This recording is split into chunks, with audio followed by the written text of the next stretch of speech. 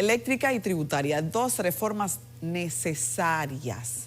Vamos hoy a las económicas, pero ¿qué tema has traído tú en un año electoral, Jaime?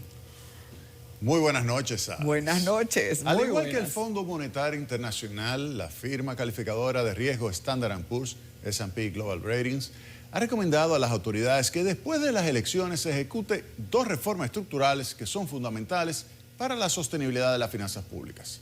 La reforma del sector eléctrico es una de ellas. Las tres distribuidoras de electricidad, EDENorte, EDEESTE y EDESUR, constituyen un agujero negro que por más de 20 años han deteriorado las finanzas públicas, explicando alrededor de la mitad de la deuda del sector público no financiero registrada en ese periodo. Se estima que al igual que en el año 2022, el déficit financiero del sector eléctrico de este año 2023 que recién terminó se moverá a cerca de los 1.600 millones de dólares, equivalente a 1.3% del Producto Interno Bruto. El déficit financiero del sector eléctrico se explica por una mala gestión administrativa de las empresas distribuidoras de electricidad. De cada 100 gigavatios que compran a las empresas generadoras de electricidad, solo facturan y cobran a los usuarios el 60%. Lo terrible es que el porcentaje de pérdidas ascendente a un 40% de la cantidad de energía comprada a los generadores es superior al 29% que se registraba antes de la pandemia del COVID-19. Esto significa que la gestión comercial ha empeorado desde entonces. La reforma eléctrica no debe implicar un aumento de la tarifa promedio de electricidad.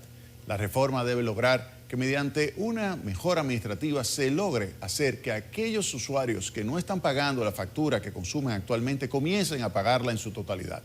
Si las pérdidas se reducen a un 10%, no habría que subir la tarifa de electricidad, pues el resto del ajuste pudiese venir por el lado de la disminución de los costos de generación de electricidad. Por otra parte, a septiembre del año pasado, la deuda del sector público no financiero ascendía a 52.679 millones de dólares, equivalente a 43.8% del Producto Interno Bruto. Dado que la deuda del Banco Central se situó en esa fecha en un 17% del PIB, se tiene que la deuda del sector público consolidado era de 60.8% del PIB. Para llevarla a 45% en un periodo de 10 años será necesario una reforma tributaria. Esa reforma no significa que se realicen aumentos de las tasas impositivas, pues la tasa del ITEVIS con 18%, la tasa del impuesto sobre la renta de personas físicas con 25% y la tasa de personas jurídicas con 27% son lo suficientemente elevadas para generar buenos ingresos. La reforma debe permitir que los que actualmente no están cumpliendo con sus obligaciones tributarias paguen impuestos. No es justo que los que pagan impuestos actualmente, como aquellos que pagan la energía eléctrica que utilizan, sean penalizados con mayores tasas impositivas o una tarifa de electricidad más elevada. Quienes deben pagar, oigan bien, quienes deben pagar son aquellos que no cumplen sus obligaciones por el lado impositivo y o por el lado eléctrico. Adis. Jaime, sabes que justo te hice el comentario por lo importante que es hacer esta conversación pública. En un año electoral, los partidos simulan que nunca lo harán, sabiendo que es una necesidad urgente. Correcto.